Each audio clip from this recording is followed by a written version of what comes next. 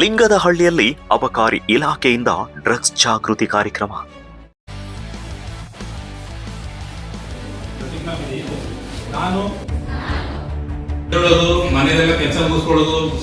ಮಾದಕ ವ್ಯಸನ ಮುಕ್ತ ಸಮಾಜ ನಿರ್ಮಾಣಕ್ಕೆ ಪ್ರತಿಜ್ಞೆ.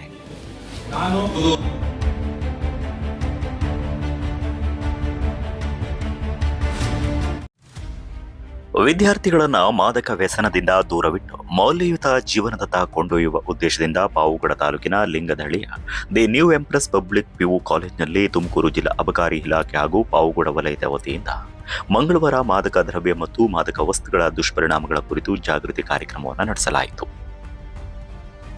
ಈ ಸಂದರ್ಭದಲ್ಲಿ ಪಿಯುಸಿ ಹಂತವು ವಿದ್ಯಾರ್ಥಿಗಳ ಬದುಕಿನ ಮಹತ್ವದ ಘಟ್ಟವಾಗಿದ್ದು, ಉತ್ತಮ ಸ್ನೇಹ, ಶಿಸ್ತು ಹಾಗೂ ಪರಿಶ್ರಮದಿಂದ ಉಜ್ವಲ ಭವಿಷ್ಯ ರೂಪಿಸಿಕೊಳ್ಳಬೇಕು ಅಂತ ಮಧುಗಿರಿ ಉಪವಿಭಾಗದ ಅಬಕಾರಿ ಉಪ ಅಧೀಕ್ಷಕ ದೀಪಕ್ ಎಚ್ ತಿಳಿಸಿದ್ದಾರೆ. ಕಾರ್ಯಕ್ರಮದಲ್ಲಿ ಮಾತನಾಡಿದ ಅವರು, ಕ್ಷಣಿಕ ಸುಖಕ್ಕಾಗಿ ಮಾದಕ ವ್ಯಸನದಂತಹ ದುಶ್ಚಟಗಳಿಗೆ ಬಲಿಯಾಗದ ಶಿಕ್ಷಣ, ಮೌಲ್ಯಗಳು ಮತ್ತು ಜವಾಬ್ದಾರಿಯುತ ಜೀವನಕ್ಕೆ ಆದ್ಯತೆ ನೀಡುವಂತೆ ವಿದ್ಯಾರ್ಥಿಗಳಿಗೆ ಕರೆ ನೀಡಿದ್ದಾರೆ. ಸಿನಿಮಾದಾಗೆ ಮೊಬೈಲ್ನಾಗೆ ನೋಡೋದು ಒಳ್ಳೇದು. ಡ್ರಗ್ಸ್ಗಿಂತ ಇನ್ನೊಂದು ಅಡಿಕ್ಷನ್ ಯಾರು ಇಷ್ಟಪಡ್ತಾರೇನೋ? ಹೋಗ್ಲಿ, ಯಾರು ಬೇಡ. ನೀವು ಇಷ್ಟಪಡ್ತೀರ ಯಾರು? ಸೊಸೈಟಿಯಿಂದ ಹಂಗೆ ನಾವು ಫ್ಯಾಮಿಲಿ ಹಂಗೆ ದೂರ ಹಾಕೊಂಡು ಹೋಗ್ತೀವಿ. ಸುಪ್ರೀಂ ಕೋರ್ಟ್ ರೂಲಿಂಗ್ ಏನ್ ಹೇಳಿದೆ ಗೊತ್ತಾ? ಸುಪ್ರೀಂ ಕೋರ್ಟ್ ರೂಲಿಂಗ್ ಇದ್ರ ಬಗ್ಗೆ ಡ್ರಗ್ಸ್ ಮಾರೋದು, ತಗೊಳ್ಳೋದು, ಸೇವಿಸೋದು, ಮತ್ತೆ ಅಲ್ಲೇನಾಗುತ್ತೆ, ಎಲ್ಲೋ ಒಂದೇನೋ ಮರ್ಡರ್ ಆಗುತ್ತೆ, ಎಲ್ಲೋ ಒಂದೇನೋ ಒಂದು ಮರ್ಡರ್ ಆಗುತ್ತೆ. ಮರ್ಡರಲ್ಲಿ ಒಬ್ಬ ಸತ್ತ, ಅರ್ಥ ಆಯ್ತಾ? ಒಬ್ಬ ಸತ್ತ, ಮನೆಯವರಾಯ್ತು, ಎಲ್ಲಾರು ದುಃಖ ಆಯ್ತು, ಎಲ್ಲ ಮುಗೀತು. ಮತ್ತೆ ಫ್ಯಾಮಿಲಿ ಸ್ಟೇಬಲ್ ಆಗಿ ಯಾರೋ ಜೀವನ ನಡೆಸಬೇಕು, ಏನೋ ಮಾಡಬೇಕು, ಹೋಗ್ತಿರುತ್ತೆ ಸ್ಟ್ರೇಟ್ ಆಗಿ. ಬಟ್ ಡ್ರಗ್ಸ್ ಹಂಗಲ್ಲ. ಪ್ರೇರಣಾದಾಯಕ ಉಪನ್ಯಾಸಕ ಹಾಗೆ ರಾಜ್ಯ ಸಂಪನ್ಮೂಲ ವ್ಯಕ್ತಿ ನವೀನ್ ಕಿಲಾರ್ನಹಳ್ಳಿ ಮಾತನಾಡಿ, ವಿದ್ಯಾರ್ಥಿಗಳು ತಮ್ಮ ಜೀವನದ ಗುರಿಯ ಬಗ್ಗೆ ಸ್ಪಷ್ಟತೆ ಹೊಂದಿರಬೇಕು. ಮಾದಕ ವ್ಯಸನವು ವ್ಯಕ್ತಿಯ ಭವಿಷ್ಯ ಮಾತ್ರವಲ್ಲ, ಕುಟುಂಬದ ನೆಮ್ಮದಿಯನ್ನು ಹಾಳು ಮಾಡುತ್ತೆ. ಉತ್ತಮ ಶಿಕ್ಷಣ ಮತ್ತು ಸದ್ಗುಣಗಳ ಮೂಲಕ ಸಮಾಜಕ್ಕೆ ಮಾದರಿಯಾಗಬೇಕು ಅಂತ ತಿಳಿಸಿದರು. ಜೀವನದಲ್ಲಿ ಮೂರು ಪಾತ್ರಗಳು ಮುಖ್ಯವಾಗಿ ಪಾತ್ರ ವಹಿಸುತ್ತೆ. ಅದನ್ನ ಅರ್ಥ ಮಾಡ್ಕೋಬೇಕು. ನಾವು ಯಾವ ಸ್ಥಿತಿಯಲ್ಲಿ ಇದ್ದೀವಿ ಅಂತ. ಒಂದು ಮನಸ್ಥಿತಿ, ಇನ್ನೊಂದು ಮನೆಸ್ಥಿತಿ, ಇನ್ನೊಂದು ಮನಸ್ಥಿತಿ. ನಾವು ಯಾವ್ಯಾವ ಕಂಡೀಷನ್ ಅಲ್ಲಿ ಇದ್ದೀವಿ ಅಂತ ಜಸ್ಟ್ ನಮಗೆ ನಾವೇ ಪ್ರಶ್ನೆ ಹಾಕೊಳ್ಬೇಕಾಗಿದೆ, ಆಲೋಚನೆ ಮಾಡಬೇಕಾಗಿದೆ. ನಮ್ಮ ಮನಸ್ಥಿತಿ ಯಾವ ಹಂತದಲ್ಲಿದೆ ಅಂತ ನೋಡ್ಬೇಕು.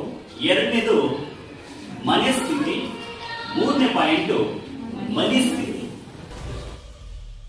ಇದೇ ಸಂದರ್ಭದಲ್ಲಿ ಪಾವಗಡ ವಲಯದ ಅಬಕಾರಿ ನಿರೀಕ್ಷಕ ಮೈಕಲ್ ಜಾರ್ಜ್ ಎಫ್ ಮಾತನಾಡಿ, ಮಾದಕ ವಸ್ತುಗಳ ಸೇವನೆ, ಸಾಗಾಟ, ಸಂಗ್ರಹ ಹಾಗೂ ಉತ್ಪಾದನೆ ಕಾನೂನುಬದ್ಧ ಅಪರಾಧವಾಗಿದ್ದು, ಅಪರಿಚಿತರಿಂದ ಯಾವುದೇ ವಸ್ತುವನ್ನ ಸ್ವೀಕರಿಸದಂತೆ ವಿದ್ಯಾರ್ಥಿಗಳು ಎಚ್ಚರಿಕೆ ವಹಿಸಬೇಕು ಅಂತ ಸಲಹೆ ನೀಡಿದರು.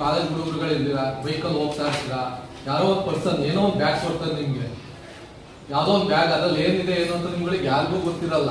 ಅವ್ನ ಪರ್ಸನ್ ಯಾರು ಅಂತ ಗೊತ್ತಿರಲ್ಲ.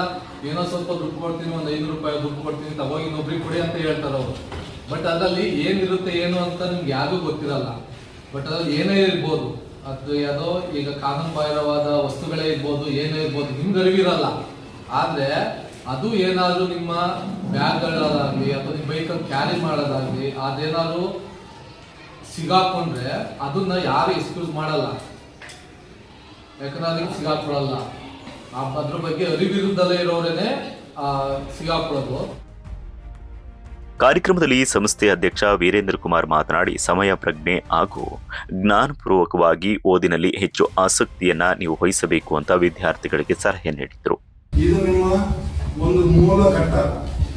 ನಮ್ಮ ದೀಪಕ್ ಸರ್ ಆಗಲೇ ಹೇಳಿದ್ರು, ಈಗ ಡಿಸೈಡಿಂಗ್ ನಿಮ್ಮ ಏನು 6 ವರ್ಷ 7 ವರ್ಷ ಒಂದು PUC, ಒಂದು ಡಿಗ್ರಿ ಇವೇನಿದೆಯಲ್ಲ, ನೀವು ಏನಾಗಬೇಕು ಅಂತ ಡಿಸೈಡ್ ಮಾಡೋದು 6 ವರ್ಷ. ಬಳಿಕ ಅಬಕಾರಿ ಉಪ ಅಧೀಕ್ಷಕ ದೀಪಕ್ ಎಸ್ ಅವರು ವಿದ್ಯಾರ್ಥಿಗಳಿಗೆ ಮಾದಕ ವ್ಯಸನ ಮುಕ್ತ ಸಮಾಜ ನಿರ್ಮಾಣದ ಪ್ರತಿಜ್ಞಾ ವಿಧಿಯನ್ನ ಬೋಧಿಸಿದರು. ಯಾವುದೇ ಹಾನಿಕಾರಕ ಅಥವಾ ಅಮಲು ಪದಾರ್ಥವನ್ನು ಸೇವಿಸುವುದಿಲ್ಲ. ಈ ವೇಳೆ ಅಬಕಾರಿ ಉಪ ನಿರೀಕ್ಷಕರಾದ ಸೋಮಶೇಖರ್ ಮತ್ತು ಈರಣ್ಣ ಎಂಬಿ, ಸಿಬ್ಬಂದಿಗಳಾದ ಮಂಜುನಾಥ್, ಸಂಸ್ಥೆಯ ಕಾರ್ಯದರ್ಶಿ ಈರಣ್ಣ ಕೆ, ಪ್ರಾಂಶುಪಾಲ ಈರಣ್ಣ ಕೆಎನ್, ಆಡಳಿತಾಧಿಕಾರಿ ಸೋಮಶೇಖರ್, ಶಿಕ್ಷಕ ಸಣ್ಣೀರಪ್ಪ ಸೇರಿದಂತೆ ಶಿಕ್ಷಕರು ಹಾಗೆ ವಿದ್ಯಾರ್ಥಿಗಳು ಭಾಗವಹಿಸಿದರು.